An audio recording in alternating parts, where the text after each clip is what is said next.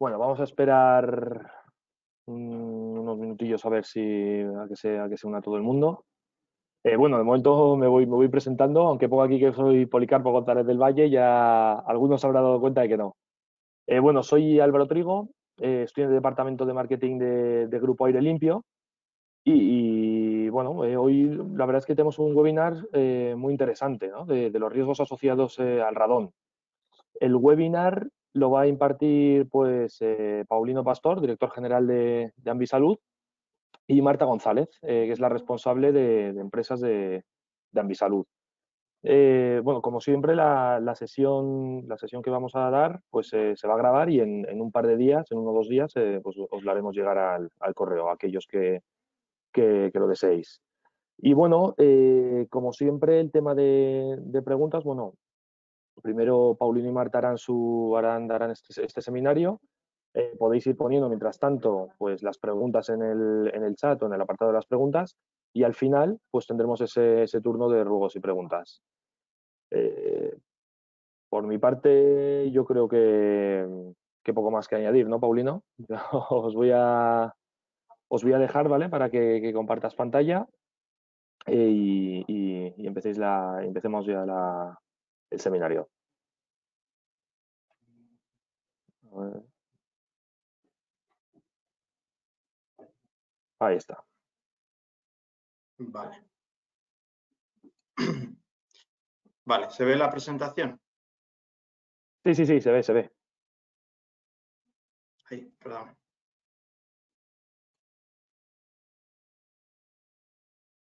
Vale, muy bien. Pues buenas tardes. Muchas gracias por compartir este rato con nosotros. Vamos a hablar de gas radón. Voy a hacer una introducción de las características de este contaminante, efectos para la salud y demás.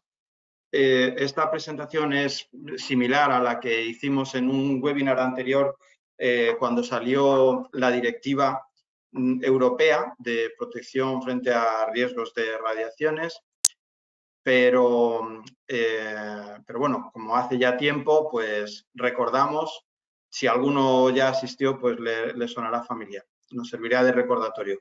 Y luego vamos a abordar cómo ha cambiado la normativa a final del año pasado, que hubo ya una transposición de la directiva al ordenamiento jurídico español y, bueno, por lo tanto, pues ya hay una serie de actuaciones que sí que son ya normativas sobre un Real Decreto nacional, con lo cual pues ya adquiere mayor importancia si cabe, ¿no?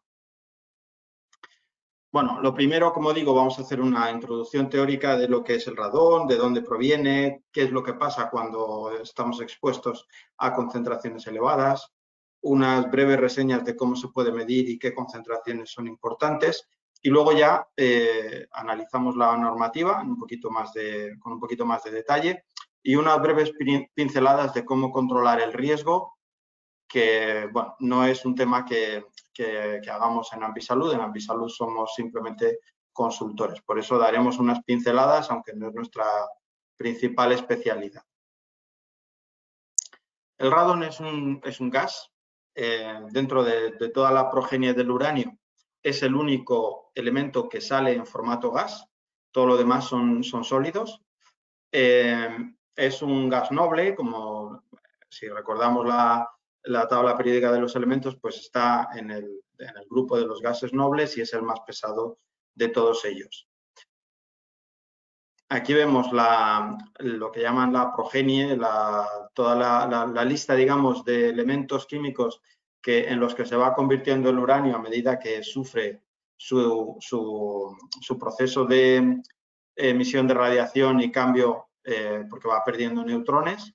En un momento determinado, el uranio pues, va pasando a torio, etcétera, etcétera, y en un momento determinado pasa a radón y aquí es donde se convierte en formato gas y tiene esa capacidad para moverse. Todo lo demás son sólidos que si están en el subsuelo se van a quedar donde están, pero en cuanto el elemento pasa a ese estado gas, a pesar de que es un elemento más pesado que el aire, simplemente por difusión y por la permeabilidad del suelo va a moverse y una parte de él pues va a poder salir a la atmósfera.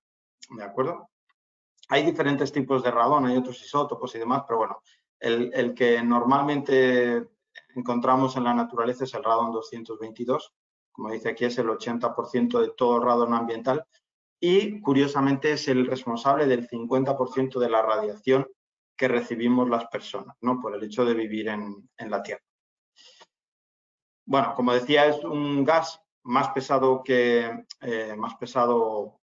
el aire, bueno, inoloro, incoloro, etcétera. Quiero decir que no huele ni nada y, por lo tanto, si no lo medimos, no vamos a ser capaces de saber que está ahí. Tiene un periodo de semidesintegración de 3,8 días, tiene un periodo de desintegración relativamente rápido, es decir, la semidesintegración, si nos acordamos de la física que estudiamos, pues es el tiempo que tarda en cambiar su estado, digamos, la mitad de la masa que tengamos, ¿no? El origen, como hemos visto anteriormente, es el uranio, y el uranio está imbuido en las rocas, sobre todo, según los geólogos, ¿no? En la capa basáltica de la Tierra hay una cierta concentración de uranio, muy poquito, como decimos aquí, 2 a 5 gramos por cada 500 toneladas, muy poco uranio, pero lo suficiente como para que cuando se convierta en radón, pues al final podamos tener unas concentraciones significativas en determinadas circunstancias. Como decimos, está introducido dentro de la Tierra y en un momento determinado, al pasar a ese estado de gas a través de la porosidad del agua, etcétera, se va a mover y va a poder acceder hasta la corteza. Así es como vemos que se puede... Perdón, es que no me deja ver. Ahora, perdón. ¿De qué depende? Pues hay muchos factores, por ejemplo, la permeabilidad del suelo, pero también las condiciones ambientales, la presión atmosférica, la cantidad de agua que tenga el suelo, porque también altera esa permeabilidad. En fin, hay diversos factores que van a hacer que, aparte de la situación y de la mayor o menor concentración de uranio original que podamos tener en el suelo, las características de permeabilidad, etcétera, la composición, digamos, de todas de las diferentes capas del suelo son las que van a hacer que una zona tenga mayor o menor probabilidad de concentración. Aquí vemos ejemplos, ¿no? El hecho de que en el suelo haya una falla, haya una cueva, que sean suelos de granito, suelos más compactos, suelos menos compactos, etcétera. Todo esto nos determina la cantidad de radón que va a poder acceder hasta la superficie. Aquí lo que vemos es que cuando el radón sale en un lugar que no está ocupado por una vivienda, se va a diluir en la atmósfera y nos va a dar unas concentraciones bajísimas, ¿no? Que son las que no son cero. Hay algo de radón en la atmósfera por todo lo que se genera y por todo lo que se emite, pero son concentraciones relativamente bajas. El problema es cuando este radón sale dentro de una vivienda o dentro de un recinto cerrado de ocupación humana, y primero, no está protegido, y segundo, no tiene una correcta ventilación. En ese caso, vamos a tener un riesgo de radón. Primero, definido por el tipo de suelo, y segundo, por el tipo de construcción. Estas dos características son las que van a determinar si vamos a tener concentraciones elevadas en el interior de nuestras viviendas. Ya se intuye, por lo que estamos hablando aquí, que el principal problema va a estar asociado a las partes bajas de nuestras viviendas, y así lo refleja la normativa. Como digo, el tipo de construcción determina la posibilidad de que entre radón o no, ya no solamente por las características constructivas, sino pues por la presencia de grietas, roturas, problemas en las tuberías o desagües que no estén muy bien sellados, etcétera. Todo esto va a poder permitir la entrada del radón dentro de nuestras viviendas o nuestros edificios. También, si tenemos una captación propia de agua en nuestra vivienda, hay también un cierto riesgo porque las aguas subterráneas también tienen concentraciones de radón. Como decíamos, más o menos cerca del 50% de la radiación que reciben las personas es procedente del gas radón. Aquí vemos otras fuentes, ¿no? Como fuentes artificiales por la actividad humana y luego otras naturales, como vemos aquí, bueno, otros elementos de la progenie del uranio, rayos cósmicos, etc. Bueno, la radiactividad los diferentes elementos radiactivos pueden generar también diferentes tipos de radiación con más o menos energía. En concreto, el gas radón emite radiación alfa, que es una radiación que tiene suficiente energía como para generar daño importante en los pulmones, ¿no? Este es un tipo, bueno, aquí vemos el radio pasa a radio a polonio, genera una radiación alfa que es la que nos puede generar el problema. Este tipo de radiación no es muy penetrante, es decir, incluso la radiación, o sea, si hay gas radón en el ambiente y no lo respiramos, sobre la piel no nos va a hacer excesivo daño. El problema proviene de la inhalación del gas cuando llega al pulmón y emite sus partículas alfa dentro del pulmón. Ahí ya sí que nuestras células no están tan protegidas y es donde va a hacer daño al ADN de nuestras células y va a provocar ese potencial daño que es finalmente la producción de cáncer. En concreto, el radón está declarado como cancerígeno en humanos por la Agencia Internacional de Investigación del Cáncer y está clasificado como la segunda causa de muerte por cáncer de pulmón después del humo de tabaco. Ahora cada vez más el tabaco, bueno, la gente que fuma va siendo cada vez menos, con lo cual probablemente en algunos años será la primera causa de muerte por cáncer de pulmón. Y es además uno de los cánceres más frecuentes, tanto en hombres como en mujeres, de los primeros en la lista de frecuencia, ¿no? Junto con los típicos próstata o mama en las mujeres, pues el cáncer de pulmón es uno de los primeros. Y además también de los más agresivos, ¿no? De los que causa menos supervivencia.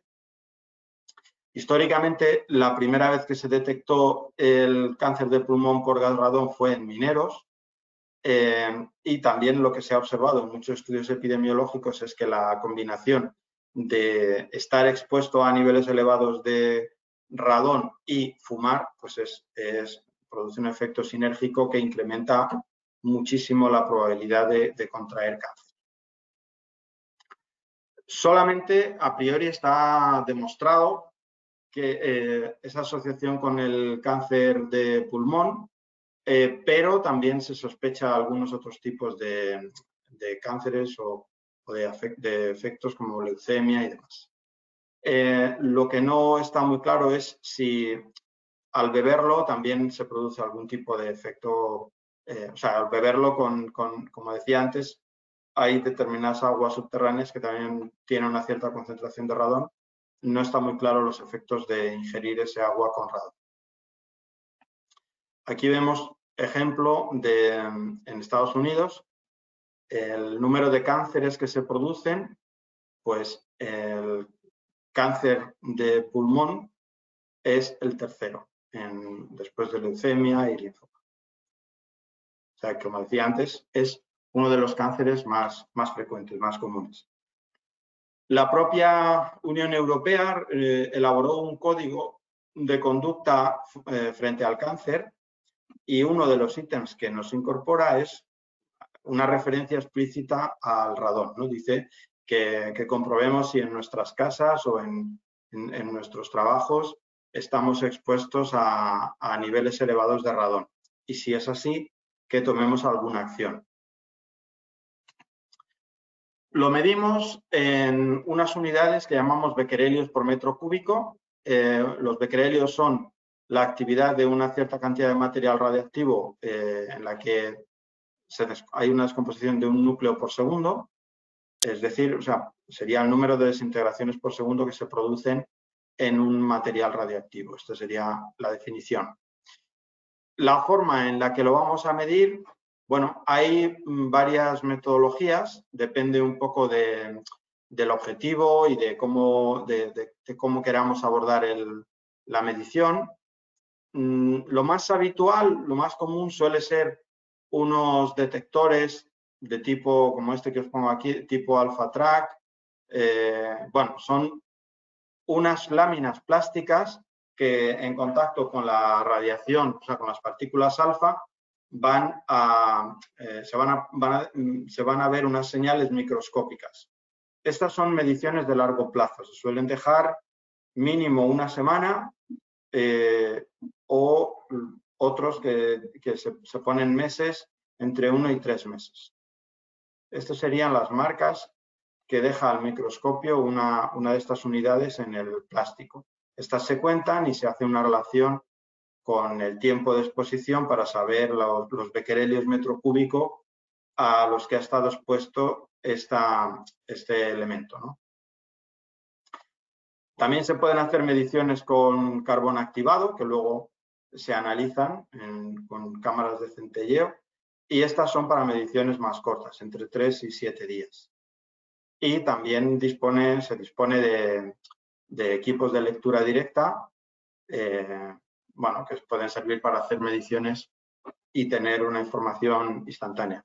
Lo que sí es cierto que cuando queremos hacer una medición, o sea, esto sería útil para mediciones puntuales, a lo mejor se puede incluso dejar durante una jornada, pero bueno, es cierto que la concentración de gas radón puede ser muy variable en el tiempo. Por eso, al final, para salir de dudas, las metodologías que más nos ayudan son las de larga duración. El poner un cassette durante un cierto tiempo y tener ese valor promedio. Estas mediciones pueden servir para saber a lo largo del día cuál es la evolución. Pero si lo queremos a más largo plazo, pues es interesante el poner un cassette durante más tiempo. Concentraciones relevantes, pues aquí vemos algunas de las típicas, ¿no? Valores en el exterior suelen estar en el entorno de 7 becquerelios metro cúbico. Para que nos hagamos una idea de lo que supone esto, sería como la exposición, como si nos hicieran 20 radiografías al año. En interiores, viendo el promedio de las mediciones interiores, estaríamos en el entorno de 37 becquerelios metro cúbico. O sea, esto es un interior que esté en buenas condiciones, digamos. Y esto sería el riesgo, o sea, podría ser equivalente al riesgo de cáncer de una persona no fumadora. En un espacio interior ya contaminado, incluso por encima de los niveles de referencia, en 370 becquerelios, ya estaríamos con un nivel de riesgo equivalente a fumar un paquete de tabaco diario. O sea, imaginemos que nuestra casa tiene este nivel de concentración de radón. Sería lo mismo que si estuviéramos fumando un paquete de tabaco diario. Obviamente, si tenemos esto y además fumamos un paquete de tabaco diario, pues ahí estaríamos incrementando de forma exponencial el nivel de riesgo. Y luego, niveles ya muy, muy, muy altos que podemos encontrar en situaciones o en casos extremos. No es imposible. Nosotros hemos llegado a medir 3.000 becquerelios metro cúbico en alguna ubicación, que esto sería equivalente a estar fumando 4 paquetes de tabaco diario. Y repito, esto no es imposible, o sea, quiero decir, lo hemos llegado a medir. No es una cosa tan, es muy raro, pero puede ocurrir. Bueno, la normativa la normativa que tenemos viene de normativa europea, de la directiva que establece los riesgos derivados de la exposición a radiaciones ionizantes, que en principio, bueno, si leemos la directiva veremos que la mayor parte del texto está enfocada a la protección de trabajadores que por su propia actividad pues están expuestos a algún tipo de radioactividad, pero también se hacían unas recomendaciones para esta exposición a radon de forma natural para población, ya no solamente trabajadora, sino todo el mundo, ¿no? Toda la población. Lo que está claro es que, bueno, en el preámbulo de la directiva dice claramente que los estudios epidemiológicos demuestran ya sin duda que el radon genera un riesgo de padecer cáncer elevado, y ni siquiera en las concentraciones que se citan como referencia, sino que ya directamente a partir de 100 becquerelios metro cúbico puede empezar a haber un incremento del riesgo. Hay algunos estudios incluso que hablan de 50 becquerelios como ya empezar a generar una relación estadísticamente significativa de mayor incidencia de cáncer. Obviamente, cuanto más es la concentración, mayor el riesgo.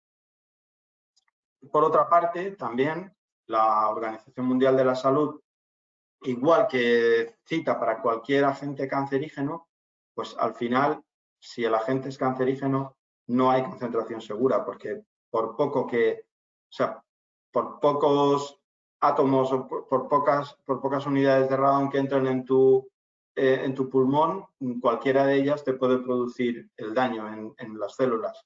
Obviamente es una cuestión de probabilidad, es comprar más y más billetes de lotería, que es estar expuesto a concentraciones más altas, pero por poco que inhales, un cierto riesgo siempre hay, ¿no?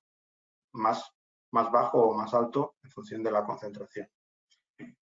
La directiva europea dice que cuando un Estado miembro establezca un nivel de referencia mayor de 300 becquerelios, tiene que explicar por qué de alguna forma, ¿no?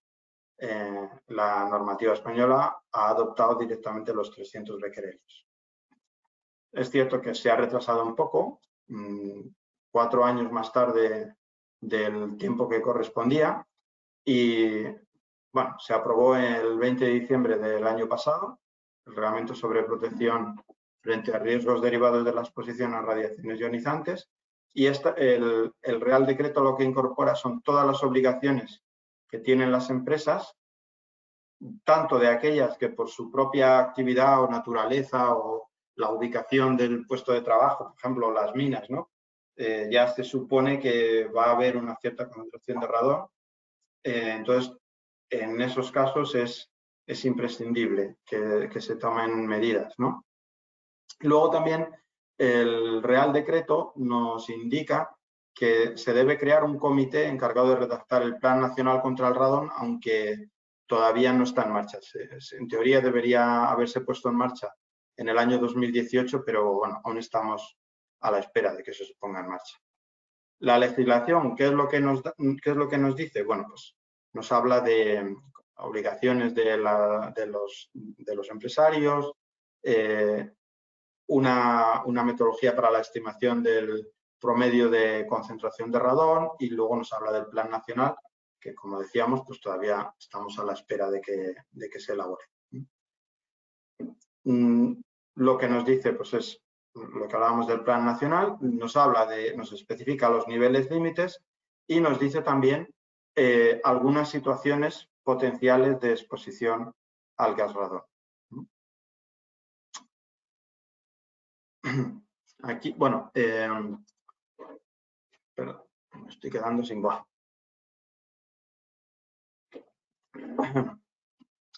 El ámbito de aplicación incluye expresamente como dice aquí, la exposición de trabajadores o miembros del público en general al radón en los recintos cerrados, ¿no? Por eso, bueno, nosotros en Ambisalud somos especialistas en calidad de aire interior. Al final es un contaminante más que queda concentrado en los espacios interiores y, por lo tanto, desde ese punto de vista, encaja perfectamente dentro de la tipología de revisiones de calidad de aire que hacemos habitualmente. Nivel de referencia que nos marca son 300 becquerelios metro cúbico, como ya hemos dicho, aunque nos dice como promedio anual de concentración. Por eso hay que hacer las mediciones de tal forma que podamos tener seguridad de que no es una medición puntual que se hace en un momento dado que está por debajo de 300 y ya está, ¿no? A veces tenemos que aplicar una serie de criterios en ese sentido. Los lugares de trabajo que nos dice el Real Decreto que son importantes, pues aquí los listamos, ¿no? Habla de lugares de trabajo subterráneos, obras, túneles, minas, cuevas, etcétera. Luego, lugares donde se aproveche agua de origen subterráneo, actividades termales o balnearios. Y en general nos dice, que esto es quizás lo más extenso, dice todos los lugares de trabajo situados en planta baja, en planta bajo rasante o planta baja, circunscribiéndolo a los términos municipales de actuación prioritaria. ¿Qué son esos términos municipales de actuación prioritaria? Bueno, nos remite al artículo 79, el Real Decreto. Claro, el artículo 79 no dice nada, lo que dice es que lo especificará el Consejo de Seguridad Nuclear. El Consejo lo que hace son mapas. Aquí vemos un mapa, por ejemplo, de toda Europa y aquí tenemos uno que ya cada vez los van haciendo con mayor nivel de detalle, un mapa de la presencia de gas radón. Aquí vemos, por ejemplo, en términos de porcentaje de población expuesta, vemos que se acumula mucho en Galicia, Extremadura, sur de Castilla-León, toda la zona norte, sobre todo de Madrid, ¿no? Son las zonas más prioritarias, aparte de Canarias también, por ser zona volcánica y luego en zonas más arenosas de Lérida y demás, son las zonas de mayor riesgo en España. También es cierto que hay muchas zonas en las que lo que hay es desconocimiento. En Galicia hay muchos grupos de trabajo que han hecho muchísimas mediciones y en Extremadura también, pero hay otras zonas de España en las que lo que pasa es que no hay muchas mediciones, porque todo esto se hace basándonos en mediciones, obviamente. Aquí vemos un ejemplo de mapa en porcentaje de viviendas que superan potencialmente los 200 becquerelios metro cúbico. Pues en la zona norte de Madrid, por ejemplo, pues puede llegar hasta el 30 y tantos %. Hay zonas con niveles muy, muy elevados que superan el 30%. Aquí vemos otro de los mapas que genera el Consejo Superior de Seguridad, que lo que nos hace es establecer en 3 categorías de exposición potencial. Estos son lo que más adelante llamamos zonas 1 y 2, que son las de más riesgo. Al final, estas son las que el artículo 79 citaría. Todas las que son amarillas y rojas serían zonas prioritarias donde les podría aplicar el Real Decreto y, por lo tanto, serían zonas donde habría que hacer la medición en plantas bajas y plantas por debajo del nivel de calle. A nivel de Madrid, por ejemplo, lo vemos aquí también con más detalle. El Plan Nacional está también incluido en el Real Decreto, como decimos, está pendiente de que se desarrolle. Y luego, el artículo 76 es el que nos dice cómo se debe hacer la estimación. No vamos a entrar ahora en mucho detalle, pero bueno, sí que es cierto que tenemos una guía del Centro de Seguridad Nuclear que nos dice la metodología para la evaluación de la exposición al radón, en la guía de seguridad 11.4.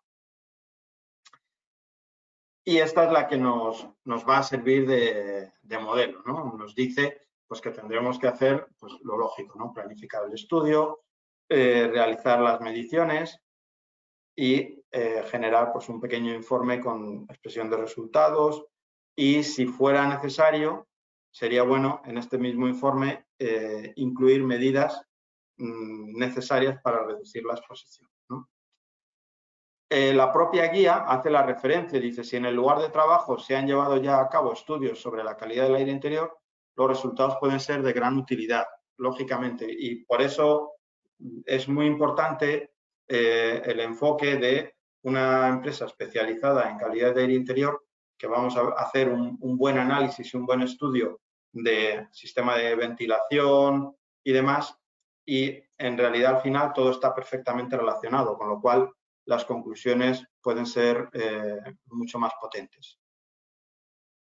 La propia guía pues, nos da una serie de indicadores en cuanto a números de detectores por superficie y demás, que es bueno, un poco la guía que podemos aplicar a la hora de hacer el estudio.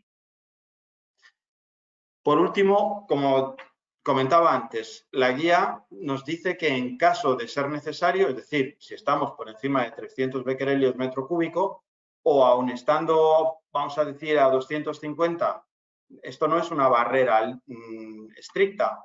Podemos estar en 250, 280 y decir, oye, yo, aunque no estoy superando el nivel, quiero mejorar. Porque, repito lo que dice la OMS, no hay concentración segura. Y repito también lo que dicen los estudios epidemiológicos, a partir de 100 becquerelios ya empieza a haber un cierto riesgo.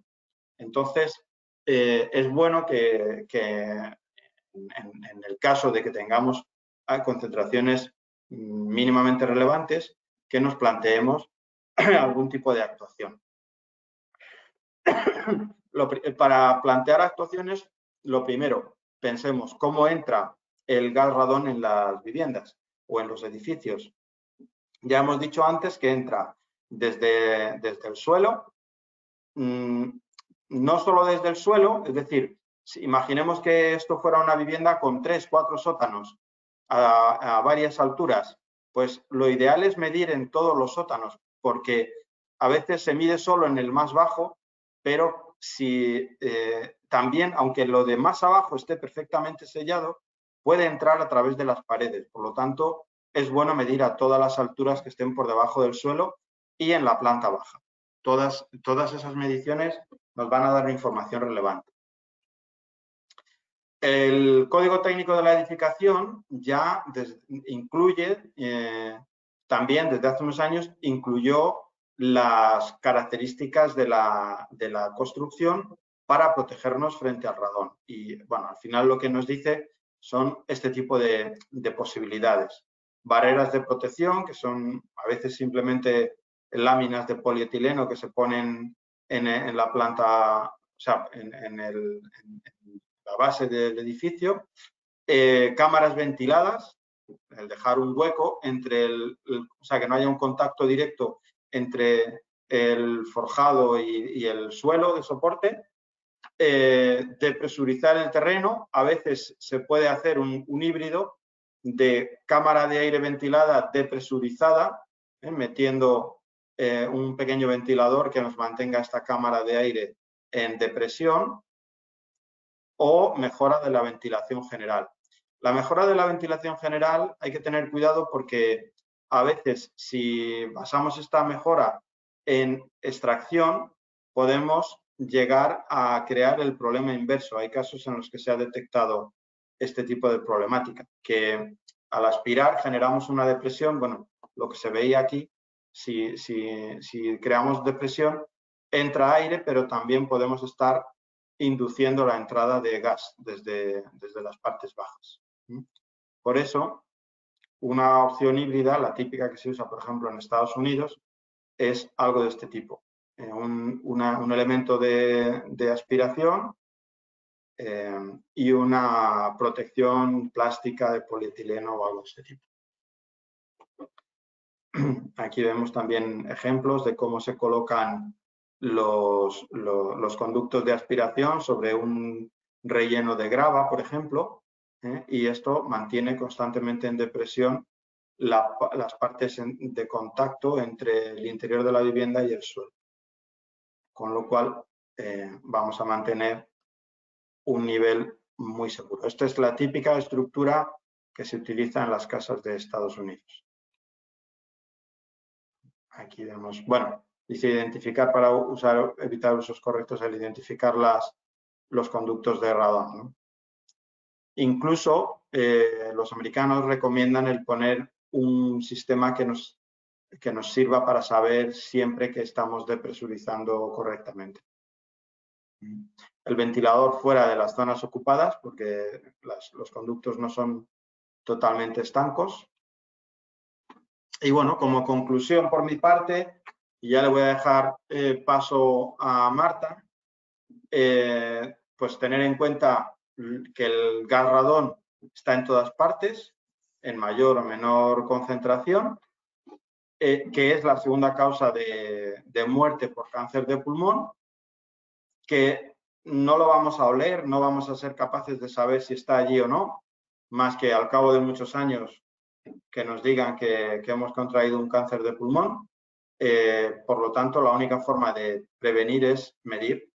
Y luego, una vez que hemos medido, si tenemos una concentración relevante, pues tendremos que aplicar alguna solución, pero que, como hemos visto, no son tampoco soluciones excesivamente complejas. Es cuestión de construcción, de hacer esa separación, poner algún tipo de ventilación.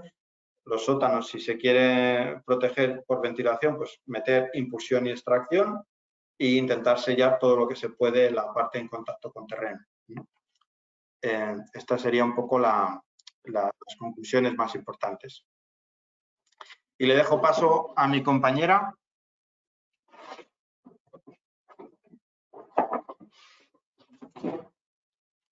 Buenas tardes a todos. Yo voy a explicar la propuesta de Ambisalud para realizar las revisiones de radón, y lo que nosotros proponemos es, ya que tenemos que hacer las revisiones de calidad de aire interior en los edificios de forma obligatoria, incluir este parámetro de forma complementaria en la inspección. Sobre todo en los edificios situados en las zonas 1 y 2 y especialmente en los edificios que tengan plantas bajas y sótanos ocupados permanentemente. En la metodología de medición sería la establecida en la guía de seguridad 11.4, como bien ha dicho Paulino antes, y los resultados se valorarán conforme al Real Decreto del año pasado. Aunque la norma es más estricta, como veis, pone un criterio de valor de confort de 200 becquerelios por metro cúbico, aunque también permite hasta un 25% de desviación en el conjunto de las mediciones realizadas. La norma es antigua, está en revisión y por eso no tenemos todavía un criterio de valor límite, pero bueno, seguramente establecerá el del Real Decreto, que son los 300 becquerelios metro cúbico. Y por mi parte, pues nada más, muchas gracias por vuestra atención.